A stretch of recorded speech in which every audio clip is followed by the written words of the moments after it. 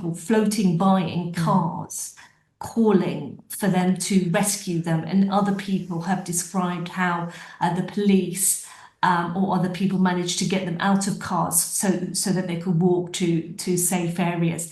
The 71-year-old British man died in his home in an area of Malaga of hypothermia. In many cases, people were just so cold because they were waiting on rooftops, on the tops of lorries for hours throughout the night. And that was just devastating for people because people didn't know when rescues were coming. Rescue efforts are continuing in Spain after its worst flooding disaster in decades. 95 people so far have been confirmed dead, including a British man. Dozens more are still missing. Now, parts of Valencia saw a year's worth of rain, a year, in 8 hours. I'm sure you've seen the pictures. They are hard to look at. They are terrifying. We can speak to Sarah Morris, who is a journalist. She is in Madrid. Good morning, Sarah. Good morning. Can you just give us an idea then of the scale? I mean, I saw something that's, we've all seen the pictures, they're horrendous. 13 inches of rain in a few hours. Is that right? That's right. Really what seems to have shocked people is that although there were reports and warnings that there would be a lot of rainfall in a couple of areas, it became very concentrated and the storm kept hitting those areas, and that led to these collapsed rivers.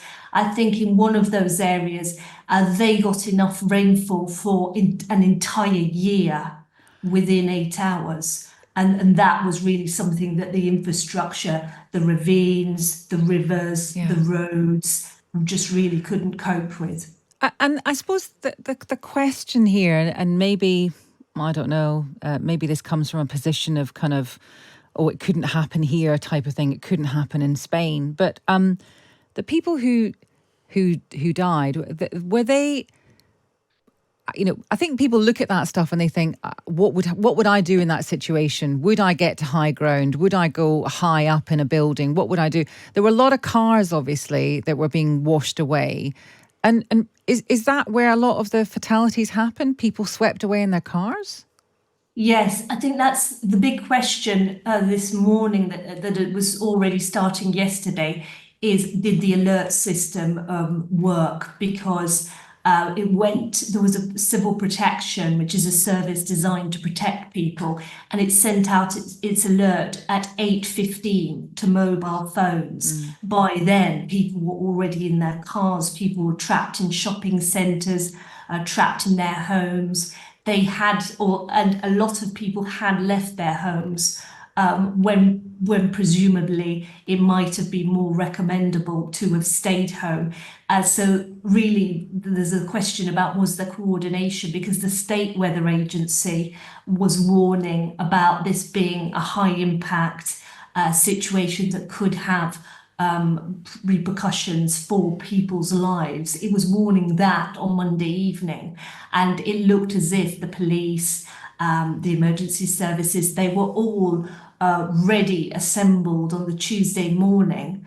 And so now, for instance, we have hundreds and hundreds of cars still on some of the roads because those roads were either shut because they had water going through them. People were told that they would have to get out and walk in many cases, and some of them walked to sports centres where they were put up.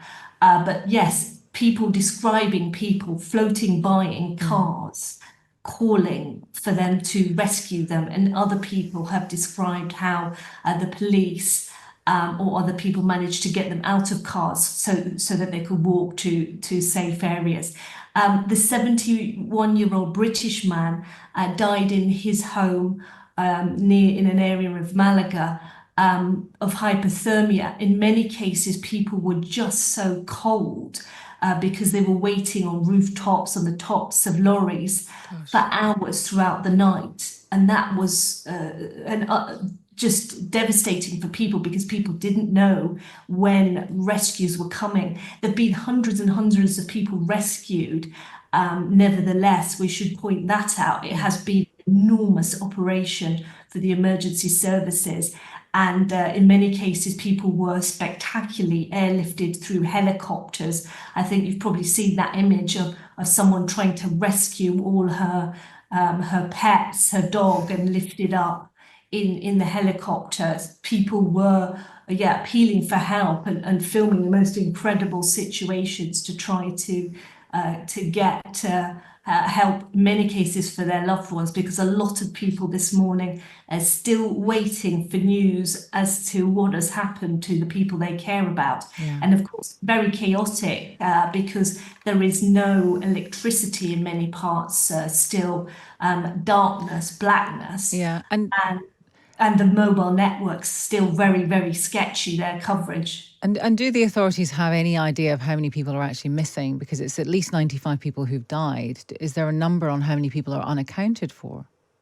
The authorities are wary about putting a number on it because so many people have called to report their relatives missing, that they may have since been found. And Carlos Mathon, who's the president of the Valencia region, he was asking people who had called if they had now located their relatives to try to call back to say that they have been found if they have. He said in some cases that has happened, so there is some good news for some people. Okay. But all of that makes it difficult for the authorities to work out where they need to concentrate their efforts.